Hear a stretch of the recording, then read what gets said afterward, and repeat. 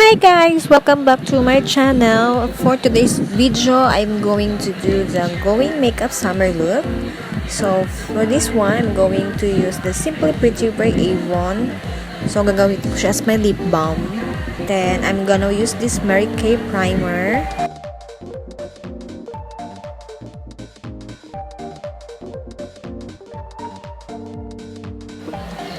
For my foundation, I'm gonna use this Maybelline Superstay Foundation in the shade Natural Beige. Then I will be using this Tomato Glass Skin Face and Body Mist from Fresh Skin Lab. Then I will be going to spray it all over my face before I blend the foundation.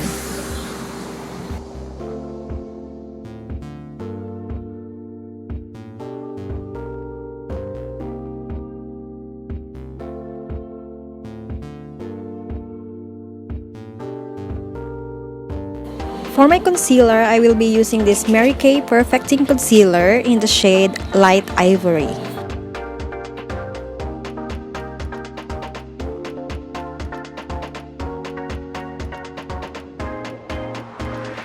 If you're new to my channel, please consider to click the subscribe button and hit the notification bell down below for more upcoming videos.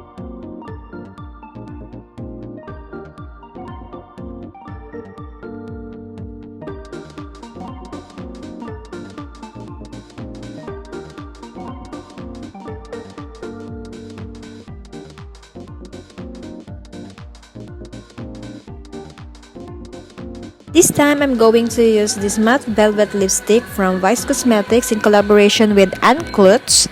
So, ilalagay ko na siya dito sa aking cheeks para maging blush. Then, I will blend it using the sponge.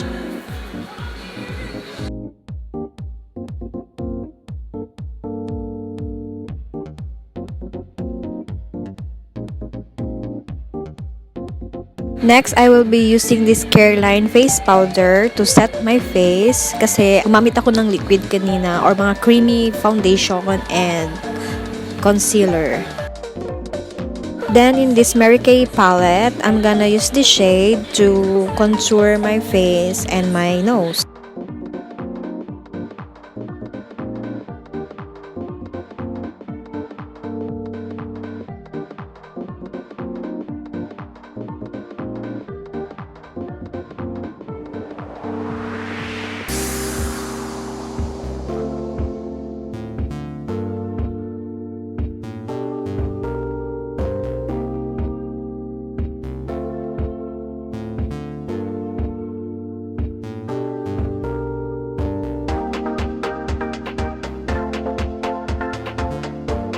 For my eyebrow, I'm gonna use this mark from Avon.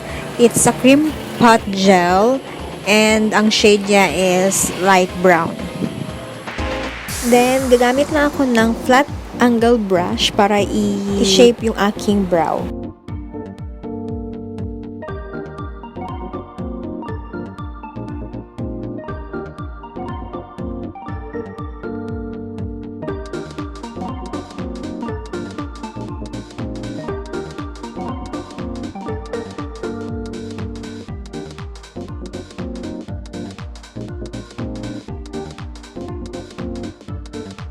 I will be using the Zilin Brow Soap para madagdagan lang yung volume ng aking brow at para magmukha siyang makapal.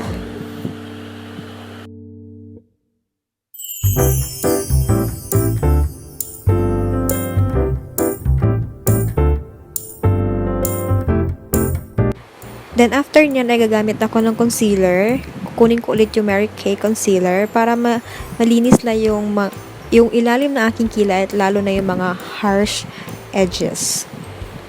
At para na rin magmukhang plakadong-plakado yung aking kilay.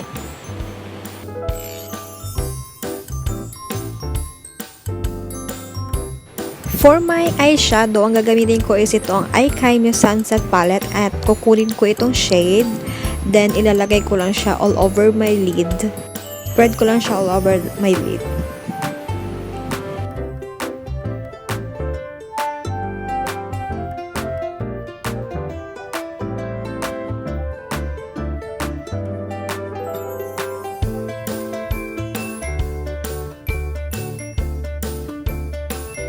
Then, after dyan, ay kukuha lang ako ng shimmery at ilalagay ko lang siya sa center at i-blend lang ng konti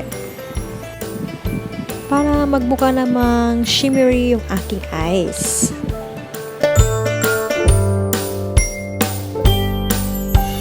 After my eyeshadow, ay gagamitin ko itong eyeliner from Vice and Unclutz. Then, ilalagay ko lang siya as my eyeliner. Yan. Then, after nyan, ay blend out ko lang siya.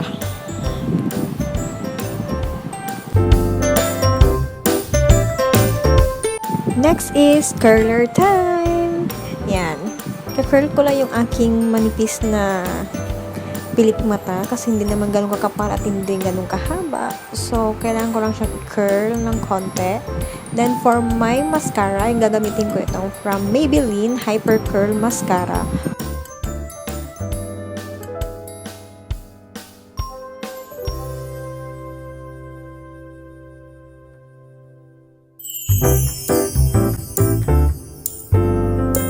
Then, magdadagdag lang ako ng konting blush. Kukuha ko ng shade na ito. Itong blush na ito from Mary Kay palette.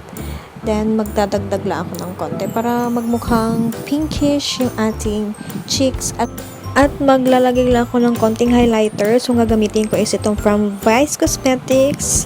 Then, lalagay ko lang siya sa aking cheeks, sa nose line, and sa eyebrow.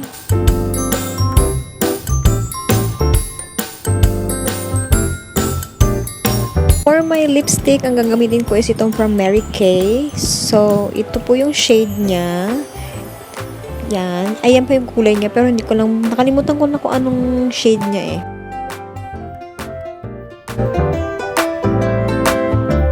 For my finishing touch, ay gagamitin ko itong from Fresh Skin Love na Face and Body Mist.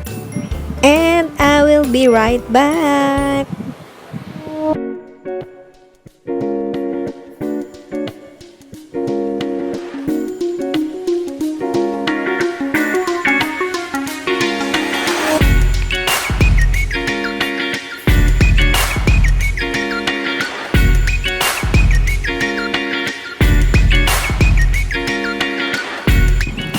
And this is my finished look. Hope you guys like it. Don't forget to subscribe to my YouTube channel. Thank you for watching.